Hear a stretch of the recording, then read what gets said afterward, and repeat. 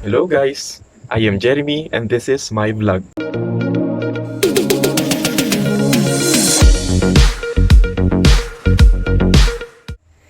So eto na nga, paano ba tayo kikita sa YouTube? Paano ba mamomonetize yung YouTube channel natin? Ang isang malaking katanungan ng mga nagsisimula pa lang sa pag-YouTube. So, syempre may requirements sa YouTube. Kahit saan naman, kahit naman sa trabaho, may requirements para tanggapin ka nila bilang empleyado nila. So, ganun din sa YouTube. Hindi ka basta-basta kikita ng pera, kailangan pinaghihirapan. So, ang kailangan mo muna syempre ma-reach is 1,000 subscribers, then 4,000 watch hours. So, kailangan mo munang makompleto to para ma-monetize ka ni YouTube. So, kung iisipin mo talagang napakahirap abutin. Yun nga lang 1,000 subscribers hindi mo na alam kung saan mo kukunin. Yun pa kayang 4,000 watch hours? Pero kung porsigido ka talaga na mag-vlog, baliwala ito. So sabihin mo madali lang yan, easy lang yan.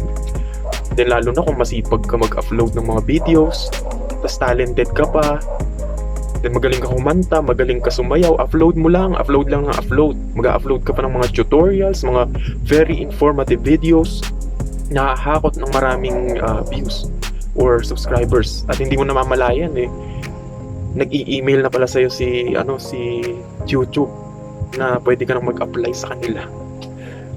So mahirap kung iisipin pero madali lang siya para sa taong may goal sa buhay. So ganoon naman talaga, pinaghihirapan mo ang bawat bagay na gustong makamit. Wala namang madali. Lahat pinaghihirapan, So, ako, magto 2 years na ako sa December.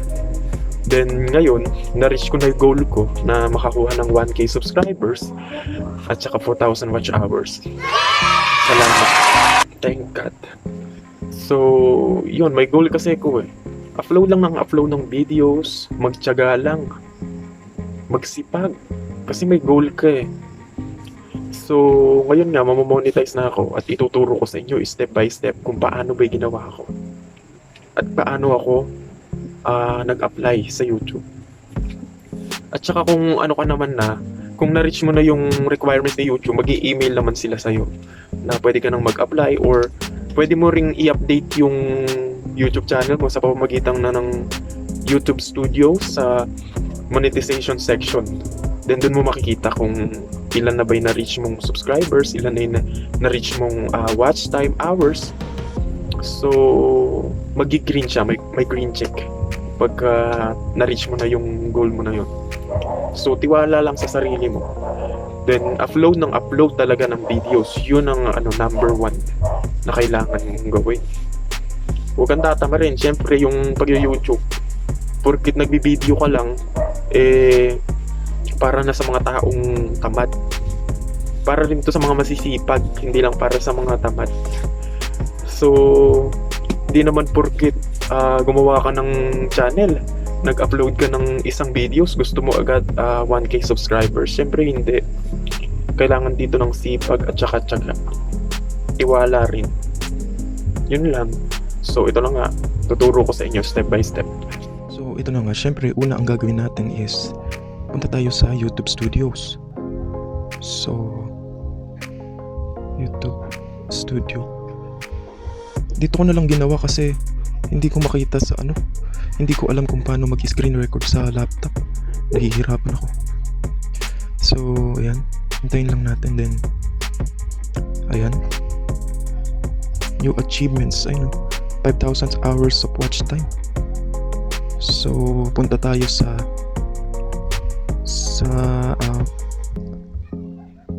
monetization section dito sa $sign.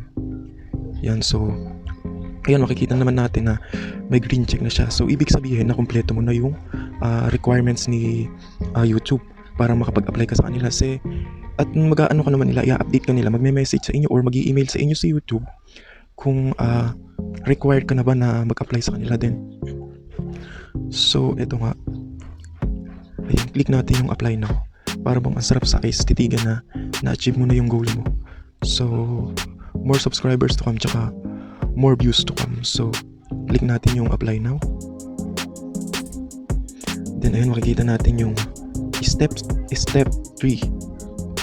So yung una ay review partner program terms, yung step 1, so not started. Read and agree to the YouTube partner program terms. This is the agreement that make it possible for you to earn money. So let's start.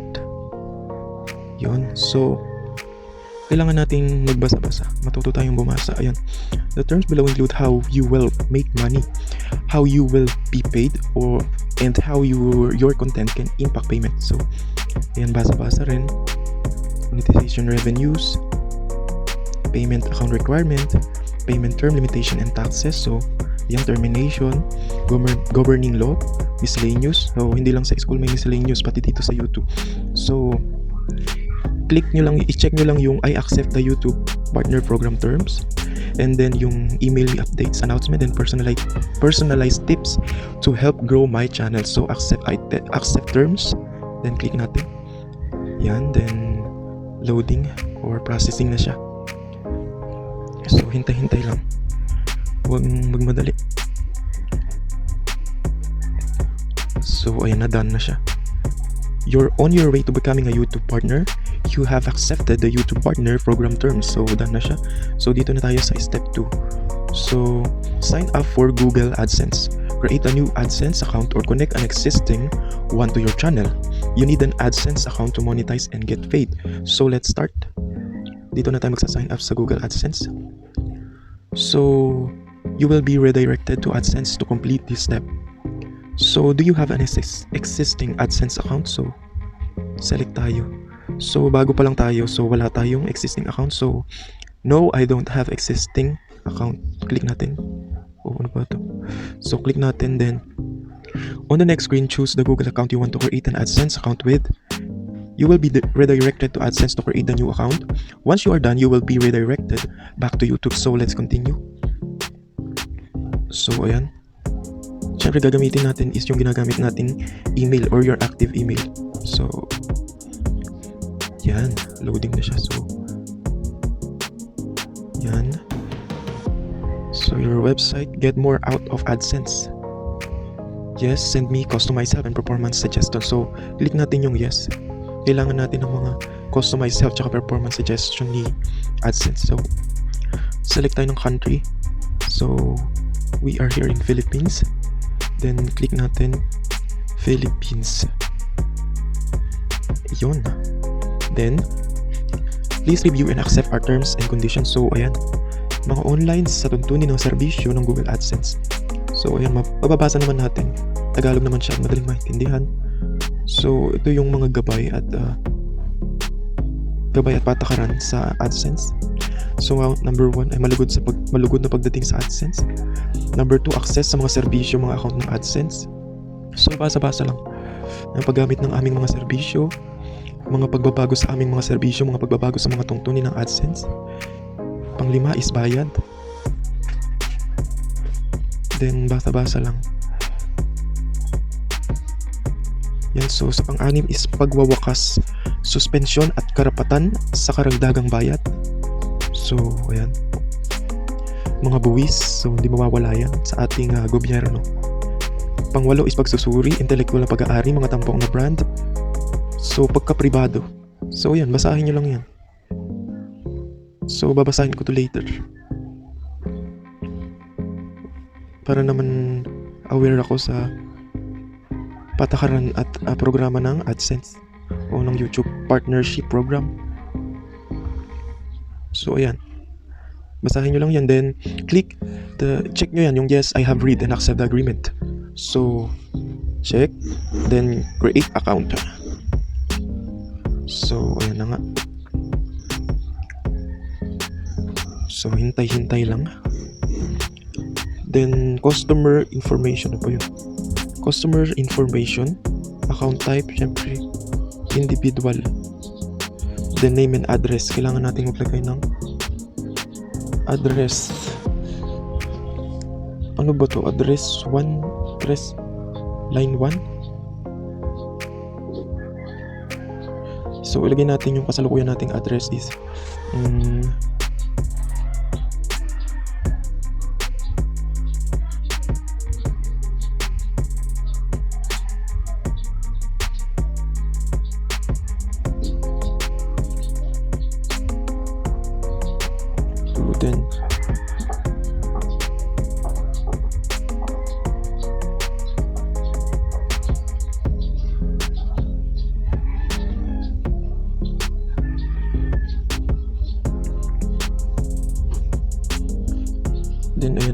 napapakita sa inyo baka kasi puntahan nyo ako at humingi agad kayo ng balato. Hindi ko napapakita sa inyo yung address ko. Kung okay na yung address, nandun yung pangalan mo, then submit mo na siya. So, redirecting you to YouTube. So, we're redirecting you to YouTube where you can continue your setup and start using AdSense. So, redirect. So, ayan. Processing na siya. Hintayin lang natin. Ayan, in progress. So, hihintayin natin yan hanggang sa maging done na siya para makapunta na tayo sa step 3 sa get reviewed. So, nire-review na niya yan para maging monetize na tayo. So, ayan. So, eto na nga, email sa atin si YouTube. So ito sabi niya, "Hello Jeremy, the AdSense account linked to your YouTube channel, Jeremy M. Puerto, was successfully changed. All future payments will be processed through this new AdSense account." So, nakapending pa yan. So, nire-review pa siya ni YouTube or ni Google AdSense. So, maghihintay pa tayo ng 24 hours or days, weeks, maaring months din. Pero alam ko 24 hours, pinakamatagal na yun. So, ito na nga. After almost 24 hours na paghihintay, so na-review na ni YouTube yung channel natin. So, ito, nag-email na siya sa atin, nag-message na siya. So, sabi niya, "Congratulations, you've been approved to join the YouTube Partner Program." So, ayan. So, ibig sabihin, pwede na tayong mag-start na i-monetize yung mga video natin. Yan. So, pumunta tayo dun sa YouTube Studio. So, yun nga. Type nyo lang yung YouTube Studio. Yun. So, yun. Click the YouTube Studio and then continue to Studio. Tingnan natin.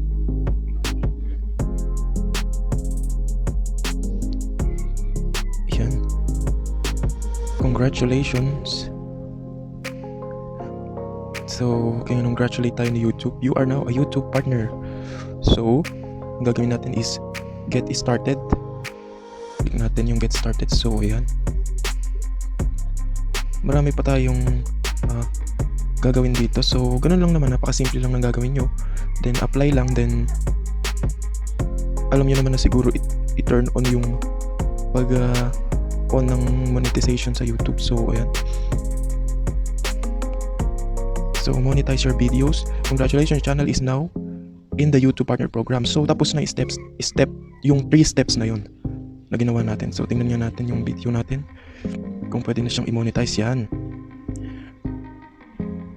For example is itong isang video na to. So, naka-off yung $sign. So, pag minonetize natin yan, click natin, i-on natin yan. So, isi-save. Then, pag nag-green siya, ibig sabihin, mamamonetize na yung video mo. So, doon na lalabas yung mga advertisements na ilalagay ng YouTube sa iyong video. So, ayan. So, monetize na tayo. So, yun na nga. Congratulations sa akin. Dahil aprobado na ako bilang empleyado ni YouTube. So, maraming salamat. Sa 1K subscriber ko, sa 1.70 subscribers. Thank you. Kasi dahil sa inyo, monetize na ako. Thank you so much. So, kaya kung gusto mong ma-monetize yung YouTube channel mo, magtiyaga ka lang, tiwala, at upload lang ng video. So, huwag kang mawawala ng pag-asa kasi may goal ka. Pag may goal ka, kaya mo. Walang mahirap. Walang mahirap sa taong may pangarap. Yan yun. So, hindi naman porket monetize ka, kikita ka na agad ng malaking pera. Konti pa lang yung viewers natin, tsaka subscribers, kaya kailangan mong mag-subscribe na rin. At i-like and mag-comment ka na rin sa video ko. Share mo na rin. Itodo mo na. Siyempre yung bell button, i-click mo rin. Then, shout out sa 1K subscribers. Thank you talaga sa inyo. Dahil monetize na ako. So, para sa next videos, antabay lang kayo. Bantay-bantay lang kayo para sa mga iba ko bang i-upload. Kung may tiwala kayo sa akin, may tiwala rin ako sa inyo dahil alam ko manonood kayo ng manonood sa mga videos ko. Then, mag-subscribe din kayo sa aking friend. Ayan. Si Maria Romina Hunas, ang kaibigan ko rin. Nagsisimula pa lang din siya sa pagbablog. Sabay kaming mag-apply talaga. Sabay kaming mag-apply sa YouTube. Kaya monetize na kami pareho. Yay! So, yun lang. Thank you sa panonood nito at alam ko, may napulot kayo. May napulot kayong hindi pera, kundi kaalaman. So, kung small YouTuber ka, pagpatuloy mo lang. Then, huwag kang mawawala ng pag-asa, syempre. May goal ka, kaya mo yan. At saka kung ano ka lang, kung small YouTuber ka o bago ka pa lang, i-comment mo yung ano mo, i-comment mo yung channel mo. Then, isa-shoutout natin yan, ipapasubscribe natin sa mga subscribers ko. So, yun lang. Maraming salamat. See you sa next videos o sa next vlog ko. Thank you.